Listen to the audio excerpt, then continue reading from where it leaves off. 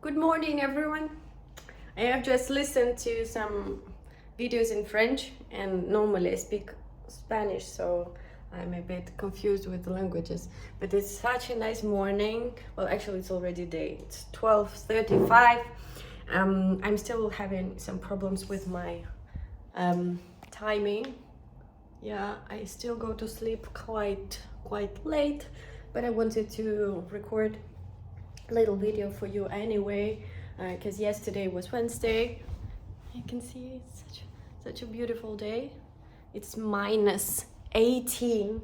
It's minus 18, and basically today I have plans.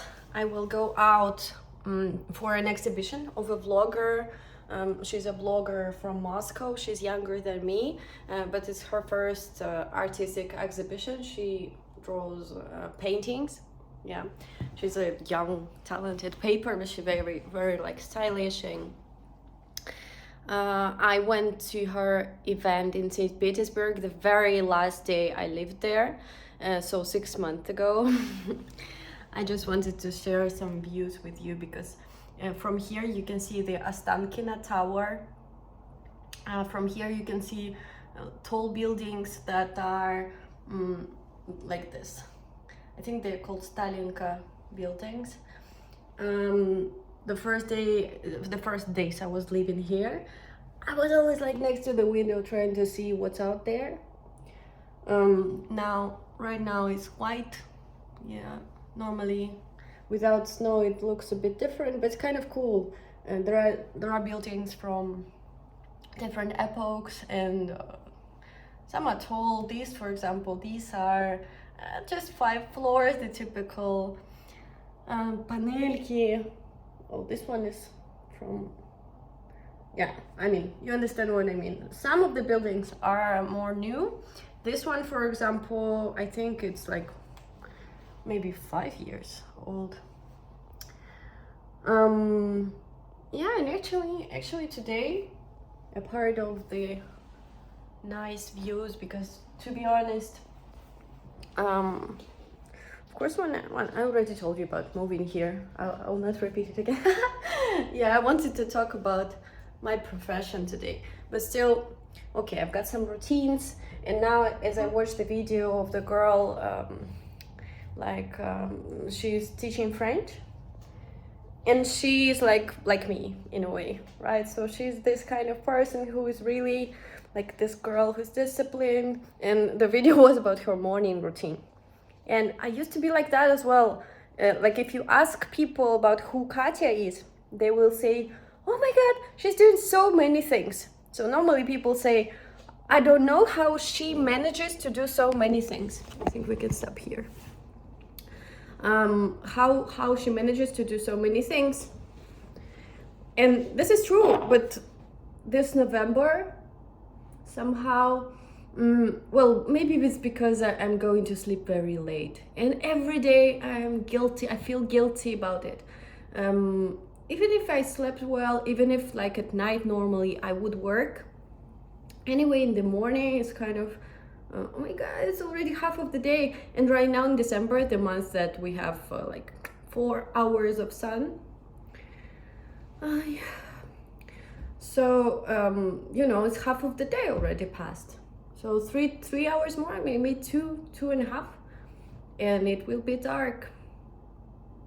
I will be sitting here staring in the window, and no, oh my god.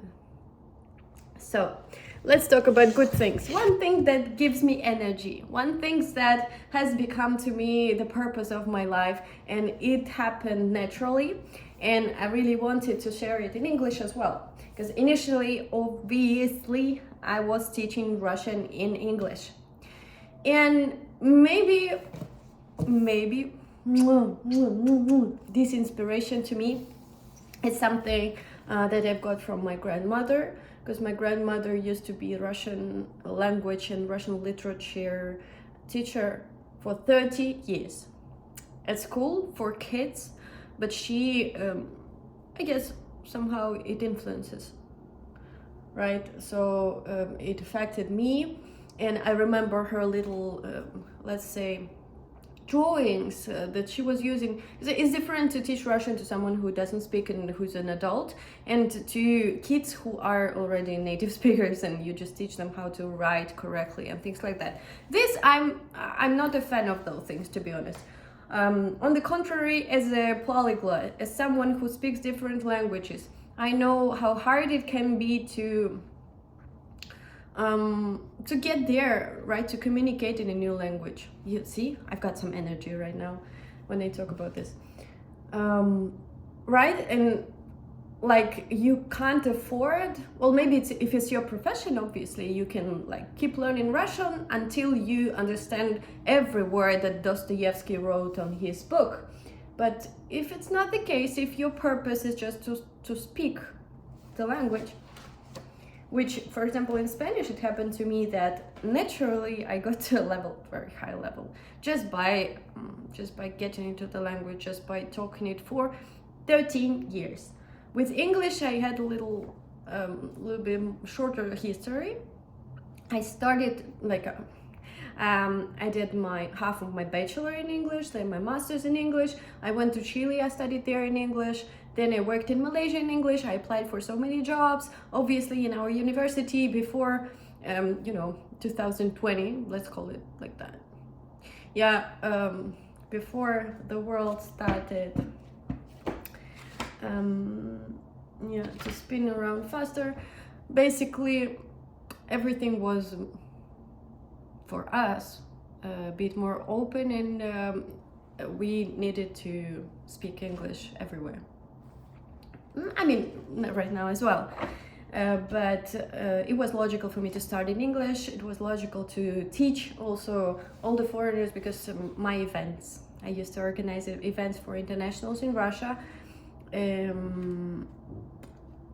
Since the year 2018, we went to the Trans-Siberian twice, and then I used to organize more tours, but with other people going instead of me.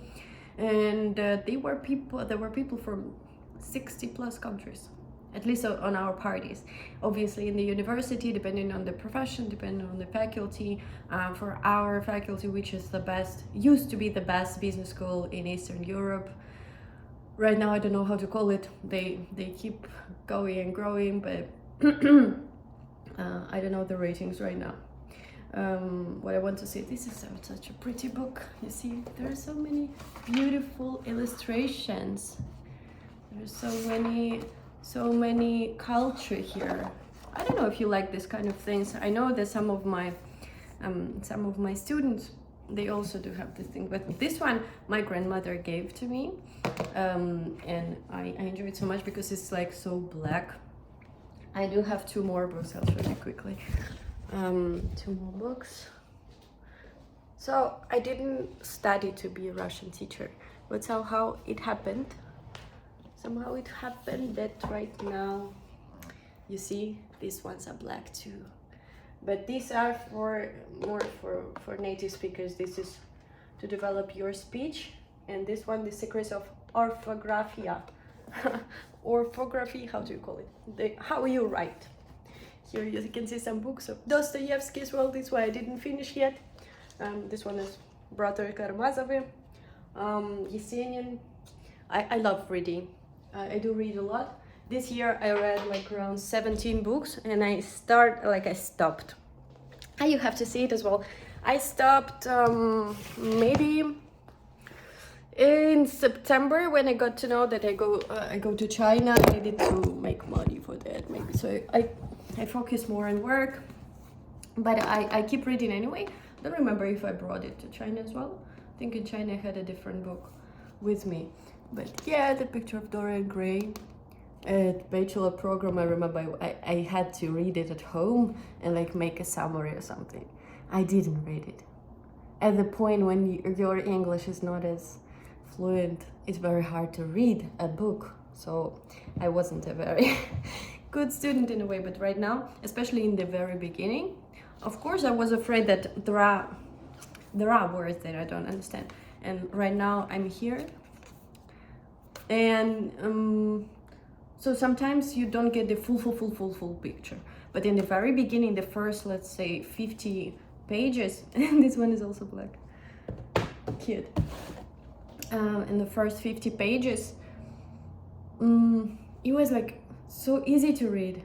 It was like so inviting, and I just wanted to read and keep reading. Even though English is not my favorite language, to be honest, it's not very easy always to keep up with what the author wanted to say. This one. So this is why I didn't stop.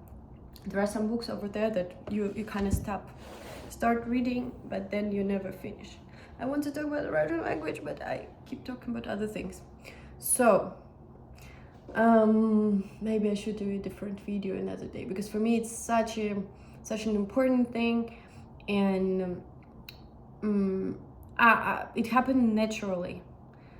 Because imagine, we do have some similarities between English and Russian. The most let's say outstanding one is the prefixes and the phrasal verbs in English. So everything for you that is to be over, to come over, to go out, to speak out, to die out, for example. The out thing is kind of a next level for the verb. And someday it was so hard for me to learn those things when I was 15 and I was entering university. I needed to pass an exam, and you have a list of those phrasal verbs which don't make sense. They don't, okay? Because sometimes it's like, okay, out is out, but it's not always the case, right? Sometimes it's in, and it has nothing to do with getting in a place. And then when I started teaching Russian, I realized that in Russian you have prefixes exactly the same. Maybe not exactly, but the majority of them. For example, when I realized the dying out species, they were dying out, and I was like, вымирать. So the вы in Russian means go out. Вы. Any verb combined with вы means that the action is directed outward. And so I was like, no way. Because some other, for example, you can think through.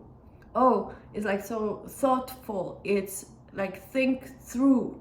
And through in Russian is pro, the other prefix that is, it means to, like, let's say go to a tunnel or things like that, and where you go like through all the pages, you use the prefix with the book, like read it through. You say прочитать. And there, maybe I just, I was always curious about the languages, and this is why you don't need so many explanations. I don't need your porqués and whys and explanations. With English it was way harder for me than with Spanish. So this is why now I teach Russian and Spanish, and there are so many more similarities. There is pronunciation that is way closer. I'm sorry, like in the morning it's really not my part of the day. I'm always like this, a bit less energy, less pretty, less just maybe less fun. But something is better than nothing. I appreciate you guys following the page, even though for now it's like a really lifestyle kind of talking vlog.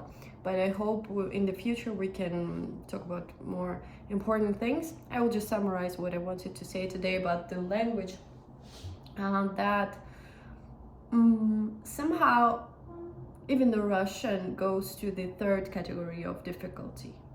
So it is a hard language, firstly because, well, it's like the way you complicate things, right?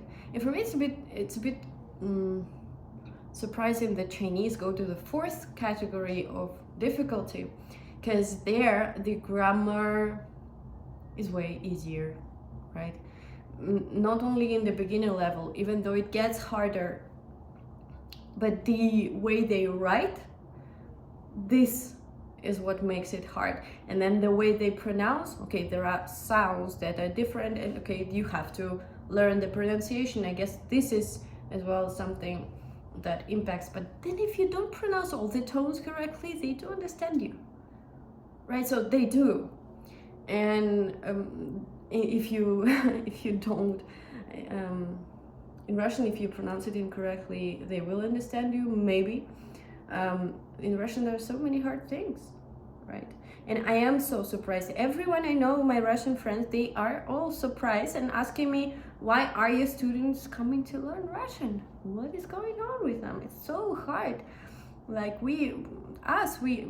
I mean, on YouTube, there are so many vlogs about the difficulty of Russian that it's stupid. Stupid meaning that it's way too complicated. Like, why so many forms? Why so many little differences that make like a huge difference in meaning? And this is due to this language structure and flexibility of the language. I don't know if it's called flexicity. I'll say flexibility, meaning that you can replace different parts of the word. The ending changes. So anything that is a thing or a person, a name, a pronoun, does change its form. So my name can have 6 forms. So any word you multiply. Then I will tell you in some months I'll tell you, yeah, but it's the same ending for this kind of situation for all the words. Yeah, but you know, anyway, you need to multiply that. And then the verbs, because I keep recording reels and trying to explain that you can't learn everything in Russian. You need to like develop your intuition and make up those words yourself. Not like we make up everything, but sometimes like in advertisement, when they need to create something new to catch your attention, they would like every year they would make up words for like okay, this I remember they put the word, you know, the thing to make meat I'm sorry, I forgot everything. Right, so melt meat, no. So when kind of you mix the meat into this liquid thing, they put the word price instead of meat. And so now they cut the prices, and it was like cena rubka instead of miasa rubka. And so it makes a new word, but everyone understands it. This is the point. And this is what I teach. I teach Russian from zero, from scratch, because at some point you don't need a mentor. Maybe you need a mentor. I hate individual classes because you have to have a structure and put the classes upon it after the practice. After you practice at home, then come to me, and then we see what you understand, what you don't. But not like then where you use the teacher as a translator. I hate that. I think it's not correct. So now I have more and more students, Latin American Spanish speakers, because now I teach in at least my courses are recorded in Spanish. I do have plans to maybe translate it one day to English. I used to have a lot of French, English, from different parts of the world, students in English. But of course, it's a bit different. I didn't have so much experience. Right now, my experience, I have my own methodology. I am sure of the results of the guys, and I'm very proud of that every time. Like, it's supposed to be a very hard time, a frustrating process, that it's hard to learn Russian. At the same time, they always leave the class smiling and laughing. And this is what I'm very proud of. Actually, this emotional intelligence is something that I learned abroad. So thanks to you as well for maybe expressing it in a better way, maybe teaching me to take care about how others feel. You know, at least through marketing, through in university, our programs also were always focused on that, because emotions do matter. I don't need them to be professors of Russian and know all the theory. I don't. But I want them to be happy learning. I want them to feel that they are champions every day. They showed up to the class. And yesterday we finished the class, like the course called Friendship and Relations in Russian. And they were saying, Katya, you're so young, but you're so experienced. For how many years have you been teaching? And say me some agradecimiento, so good words, and yeah, basically thanking me. And I was like, you inspire me, guys. Like I come here, zero energy, winter time, and then after I get out of the class, oh my God. Yeah, so for me, it's a sign of intelligence. Obviously, you open up to new ideas. And here, this is the thing, like the way of thinking, the way the things are made. And Russians are not conscious of I think even Leo Tolstoy had this quote. He said that we are not conscious of the cultural heritage and the language heritage that we possess. This is why I devote my life to that. Even though I have many other interests, I want to be a singer, I want to teach Russian as well, some emotional intelligence, vlogging, other things. I want to open an international kindergarten. I want to work with kids. But this is something that I have chosen, and it cost me partnership with my partner. We were like 50-50 initially with the courses, and he said, no, let's change it. It doesn't go very well, it doesn't explode, it doesn't grow exponentially, and I'm just not this kind of person. Yeah, I know there are people, maybe for men even more, who just switch projects, investing here, investing there, seeing what grows. I understand that, but when you're expert, it's not the same as when you're a marketer for projects. So I'm very happy of my decision that I have decided that. You can check the website Russo con Katya in Telegram, YouTube, VK, everywhere. So now you know my profession. Maybe I'll keep talking about that for sure, because today it's just a morning video.